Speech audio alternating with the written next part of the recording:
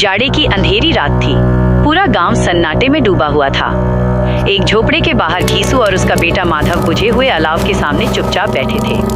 अंदर माधव की पत्नी बुधिया प्रसव वेदना, लेबर पेन से तड़प रही थी। उसकी चीखें इतनी भयानक थीं कि दोनों का कलेजा कांप जाता था। उन्हें माधव से कहा, जाकर देख ले, शायद वह बचेंगे नहीं। लेकिन माधव आलसी और कामचोर था। उसने चिढ़कर कहा, मरना ही है तो जल्दी मर क्यों नहीं जाती? देखकर क्या करूं? उसे डर था कि अगर वो अंदर गया तो घीसू बाहर रखे भुने हुए आलूओं का बड़ा हिस्सा अकेले खा जाएगा। ये दोनों चमार जाति के थे और पूरे गांव में अपनी कामचोरी के लिए बदनाम थे। अगर घर में मुट्ठी भर अनाज होता तो ये काम करने की कसम खा लेते थे। आज भी वे किसी के खेत से आलू खोद लाए थे और उन्हें भून कर खा रहे थे। बुधिया, जिसने घर में आकर थोड़ी व्यवस्था बनाई थी, आज मर रही थी और ये दोनों उसके मरने का इंतजार कर रहे थे ताकि आराम से सो सके। सुबह जब माधव ने कोठरी में जाकर देखा तो बुधिया मर चुकी थी। उसके पेट में बच्चा भी मर गया था। अब दोनों ने छाती पीटना और रोना शुरू किया। गांव के लोग इकट्ठा हुए। दिक्कत ये थी कि कफन और लकड़ी के लिए पैसे नहीं थे। दोनों रोते हुए जमींदार के पास गए। जमींदार उन्हें पसंद नहीं करते थे, लेकिन दुख का समय जानकर उन्होंने 2 रुपए दे दिए।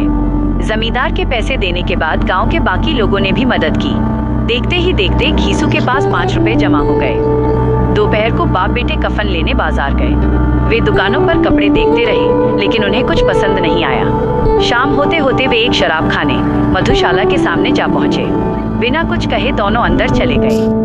वहां उन्होंने कफन के पैसों से शराब खरीदी, तली हुई मछली और पूरियां मंगाई। वे बड़े मजे से खाने पीने लगे। घीसू दर्शन झाड़ने लगा।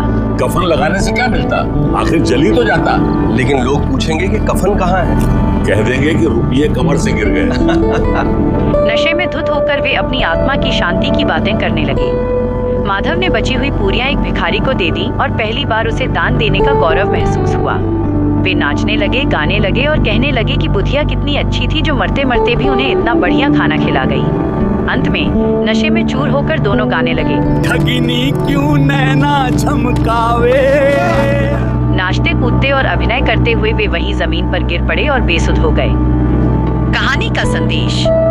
ये कहानी दिखाती है कि अत्यधिक गरीबी इंसान से उसकी नैतिकता और संवेदनाएं छीन लेती है। घीसू और माधव बुरे इंसान नहीं है, बल्कि वे उस व्यवस्था की उपज हैं जहां दिन रात मेहनत करने वालों की हालत मेहनत न करने वालों से भी बदतर थी।